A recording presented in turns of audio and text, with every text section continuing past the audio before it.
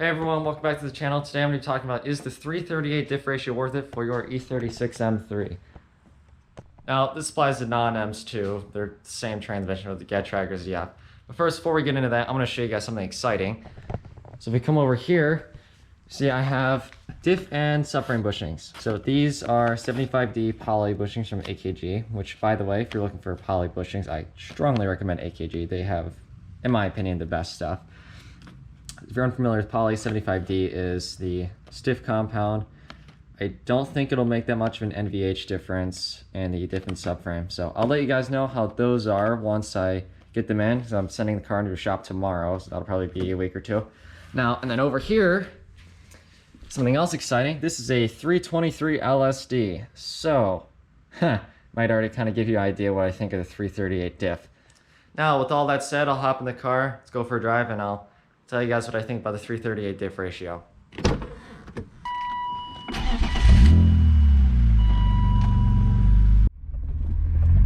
So right out the get-go, I'm going to tell you guys, for 90% of you, 338 is not worth it whatsoever. So the thing with the 338, it's really nice around town, but when you get to the highway, it's annoying. So I live in Michigan, and in Michigan, everyone goes 80 miles an hour, more usually. And a 323 diff at 80, you sit at like 33, 3400, maybe like 35, whatever. And 338 at 80 miles an hour, you're sitting at almost 4,000. It's really not that great. Now, the 330 is nice because the car feels a lot more alive. Like, it's much peppier, which makes sense because you have shorter gears.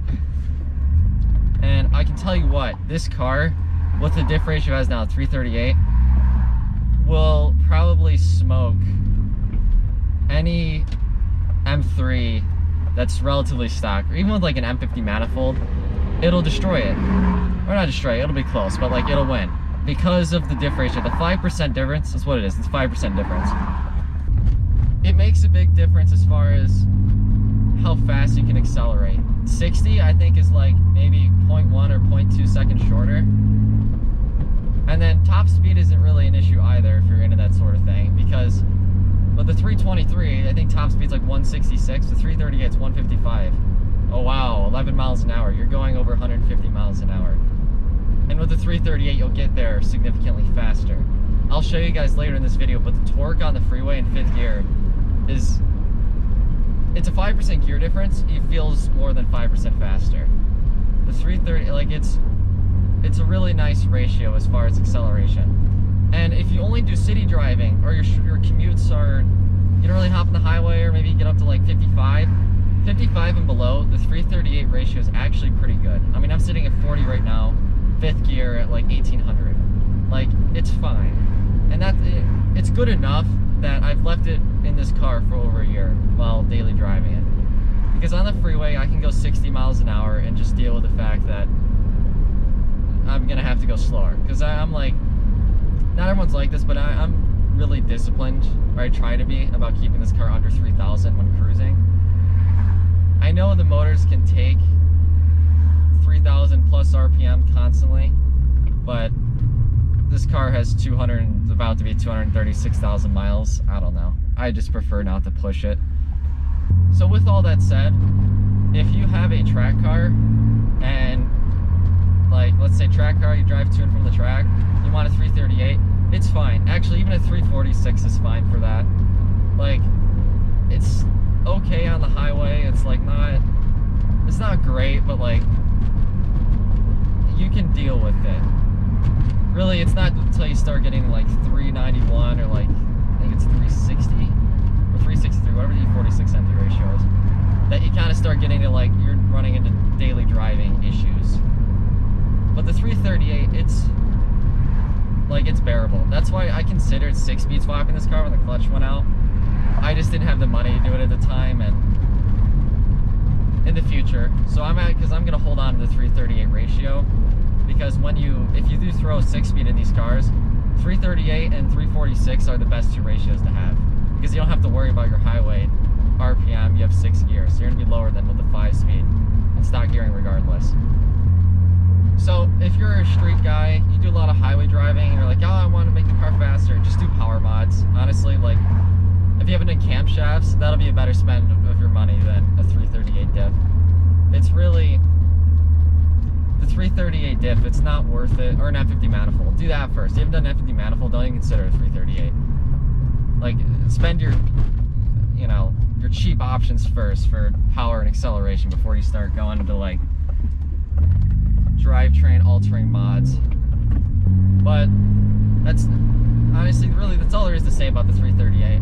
It's not horrible, but it's not ideal. If I manual swapped one of these cars and, you know, it has a 338 in it, would I go through the trouble again of finding a 323 to swap in? Honestly, no.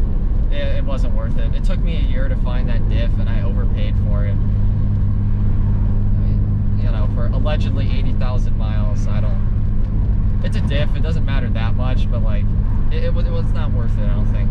Now that I've driven other M3s more recently, including Connor's, following the channel, he has the factory ratio, like, it's better, but I don't know if it's better enough to make it worth the trouble of finding a diff for it. Although frankly, if I were to manual swap one of these cars in the future, I'd just buy a 6-speed anyway. I wouldn't even bother with the 5, unless I was on a crazy budget, but if I'm on a budget, I'm just gonna buy a factory manual. It's just cheaper, for me at least, because I'm not manual swapping a car. But yeah, that's really all there is to say about the 338. I'll hop on the highway and kind of show you guys what I mean as far as highway RPM goes. I had another driving video where I showed it off better, because I did some highway pulls and everything, and you could see like drivability, kind of how it looks, RPM and each gear between gear changes and stuff like that. So let's hop on the freeway and I'll kind of show you what it sits at different speeds, and you guys can kind of decide for yourself what you want to do. Okay guys, so we're hopping on the highway here, and I'm going to kind of show you what I mean as far as highway RPM and torque.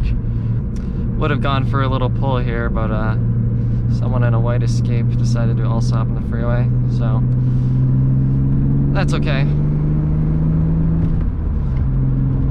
So you can kind of see now, you look closely, I mean, I'm going just under 60 and I'm already at like 26, 2700.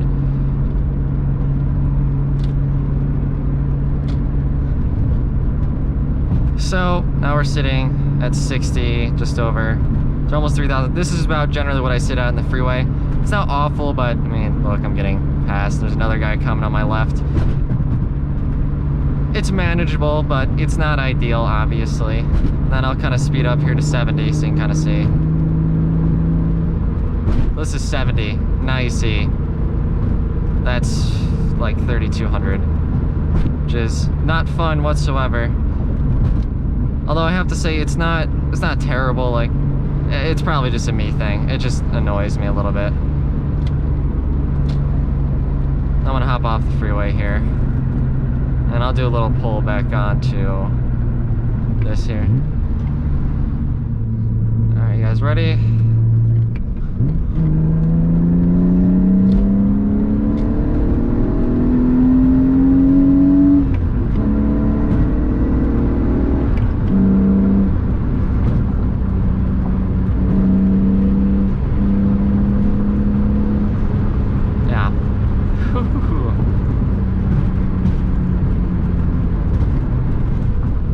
That gives you an idea of the torque you get with the 338 diff. It's pretty crazy, I have to say that. Okay guys, so I'm gonna wrap the video up now. I hope that this gave you a good idea as to what the 338 diff looks like. I'm gonna be swapping it out. You guys can decide for yourselves after my thoughts and the highway driving, obviously, what you guys think of the diff and whether you want to swap in your car or not. So with that said, I'm going to stop the video here. Hope you guys enjoyed. Let me know in the future if you guys want any videos or comment any questions. Happy to answer them. Anyway, I'll see you guys later. Bye-bye.